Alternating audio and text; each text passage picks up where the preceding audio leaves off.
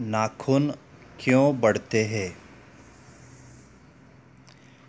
लेखक कहते हैं, बच्चे हमें कभी कभी चक्कर में डालने वाले प्रश्न पूछकर बैठते हैं। उनके प्रश्न जो है वह बड़े अजीब ढंग के होते हैं। उनके इस प्रकार के प्रश्नों का जवाब देने वाले माता पिता बड़े दयनीय जीव होते हैं। बड़ा बेचारा जीव होता है। अपने अल्प ज्ञान मतलब कम ज्ञान की वजह से कभी कभी माता पिता अपने बच्चों के इस प्रकार के सवालों के जवाब दे नहीं पाते। लेखक कहता है, मेरी छोटी लड़की ने जब उस दिन पूछ लिया कि आदमी के नाखून क्यों बढ़ते हैं, तब लेखक कहता है मैं कुछ सोच ही नहीं सका, क्योंकि हर तीसरे दिन यह नाखून बढ़ते जाते हैं। आप इन्हें काट दीजिए, वे चुपचाप दंड स्वीकार कर लेंगे। दंड मतलब शिक्षा स्वीकार लेंगे, पर फिर से निर्लज्ज अपराधी की तरह जैसे के तैसे हो जाएंगे। लेखक के सामने यहाँ एक बड़ा प्रश्न है कि आखिर यह नाखून इतने बेहया क्यों है, इतने वह निर्दयी क्यों है, जो इस प्रकार बार बार काटने के बावजूद फिर से बढ़ते हैं। लेखक हमें मनुष्य का इतिहास बताता है। वह कहता है कि कुछ लाखों वर्षों की बात है, जब मनुष्य जंगली था, मतलब जंगल में रहता था, वह वन मानुष था, तब उसे विविध कारणों के लिए नाखून की ज़रूरत पड़ती थी। उसकी जीवन रक्षा के लिए उसे नाखून उपयोगी पड़ते थे। लेखक कहते हैं, जब हम वन मानुष थे, हम जंगलों में रहते थे, तब हमें इन नाखूनों की बहुत ज़रूरत पड़ती थी, क्योंकि असल में वही हमारे अस्त्र थे, वही हमारे शस्त्र थे। वैसे देखा जाए तो हमें दाँत भी थे, पर नाखून के बाद ही उनका स्थान आता है। फिर मनुष्य ने धीरे धीरे अपने अंग से बाहर जो वस्तुएं होती है उनका सहारा लेना शुरू किया। हड्डियों के हथियार बनाए। इससे आगे बढ़ते हुए उसने धातु के हथियार बनाए। इस प्रकार हमारा इतिहास आगे बढ़ा।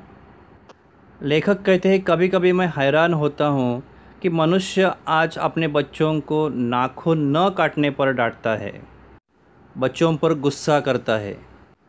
नाखून तो रोज़ बढ़ते हैं। लेखक को लगता है कि मनुष्य अब नाखून को नहीं चाहता, और यही उसके पाशवी मतलब निर्दयी वृत्ति का जीवंत प्रतीक है। मनुष्य की पशुता को आप जितनी बार काटेंगे वह कभी मरती नहीं। लेखक कहते हैं, अगर आदमी अपने शरीर की, मन की, वाक मतलब ज़बान की ओर अनायास मतलब सरलता से इन विषयों पर विचार करे तो अपनी वास्तविक प्रवृत्ति उसे पहचानने में सहायता मिलेगी या मदद मिलेगी। मनुष्य के नाखून बढ़ना यह सहज वृत्ति है, जो उसके पशुत्व का प्रमाण है, और उसे काटने की वृत्ति जो मनुष्य को मनुष्यता की ओर ले जाती है, मनुष्यता की वह निशानी है। लेखक कहते हैं कि अगर मेरा मन पूछता है कि मनुष्य किस ओर बढ़ रहा है, पशुता की ओर या मनुष्यता की ओर, अस्त्र बढ़ाने की ओर या अस्त्र काटने की ओर। लेखक कहता है कि मेरे मन ने मुझे पूछा कि हम किस ओर बढ़ रहे हैं, पशुता की ओर या मनुष्यता की ओर, अस्त्र बढ़ाने की ओर या अस्त्र काटने की ओर। अस्त्र मतलब हथियार। लेखक कहता है, मेरी निर्बोध मतलब अज्ञान बालिका ने, बेटी ने मानो मनुष्य जाति से ही यह प्रश्न किया है कि यह नाखून क्यों बढ़ते हैं, क्योंकि यह हमारे पशुता के अवशेष है, यह भाग है। लेखक ने यहाँ हमें सवाल किया है कि यह अस्त्र, यह शस्त्र क्यों बढ़ रहे हैं। लेखक का भी यही कहना है कि यह हमारी पशुता की निशानी है। स्वराज के बाद मतलब स्वतंत्रता के बाद हमारे नेता और विचारशील नागरिक सोचने लगे कि हमारे देश को सुखी कैसे बनाया जाए। हमारी परंपरा थोर और संस्कार उज्जवल है, क्योंकि हमने अपने आप पर और अपने आप द्वारा लगाया हुआ बंधन, यह हमारी संस्कृति की सबसे बड़ी विशेषता है। लेखक कहते हैं यह मनुष्य पशु से, किसी जानवर से किस बात में भिन्न है? मनुष्य में संयम है। वह एक दूसरे के प्रति संवेदना रखता है, हर एक दूसरे के सुख दुख में शामिल होता है। उसमें श्रद्धा है, तप है, त्याग है, बलिदान है। इन्हीं गुणों की वजह से मनुष्य यह झगड़े टंटे को अपना आदर्श नहीं मानता, उन्हें महत्व नहीं देता। गुस्से में आकर चढ़ दौड़ने वाले अविवेकी, अविचारी वर्तन को वह बुरा समझता है। दिया हुआ शब्द मतलब वचन, मन और शरीर से किए गए असत्याचरण, गलत वर्तन को वह हमेशा गलत मानता है। लेखक कहते हैं कब वह दिन आएगा जब मनुष्य के नाखून बढ़ना बंद हो जाएंगे।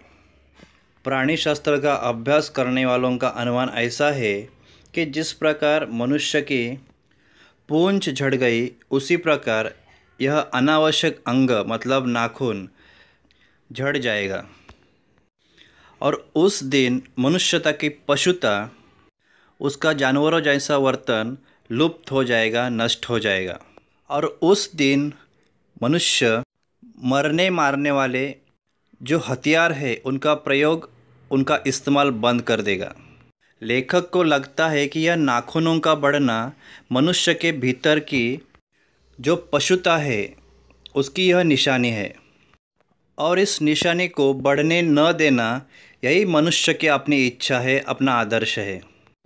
मनुष्य में जो घृणा है, घृणा मतलब नफ़रत, वह बिना सिखाए आ जाती है। वह पशुत्व का मतलब जानवर जैसे वर्तन का द्योतक मतलब प्रतीक है। खुद को संयत मतलब मर्यादित रखना, मर्यादाओं का पालन करना, दूसरों की भावनाओं का आदर करना, यही मनुष्य का असली धर्म है। इसलिए लेखक कहते हैं कि बच्चे ये जाने कि अभ्यास और तपश्चर्या से प्राप्त वस्तुएं मनुष्य की महिमा को सूचित करती है। मनुष्य जीवन की चरितार्थता मतलब सार्थकता प्रेम, मैत्री, त्याग में है। मनुष्य ने खुद को सबके मंगल के लिए, कल्याण के लिए समर्पित करना है।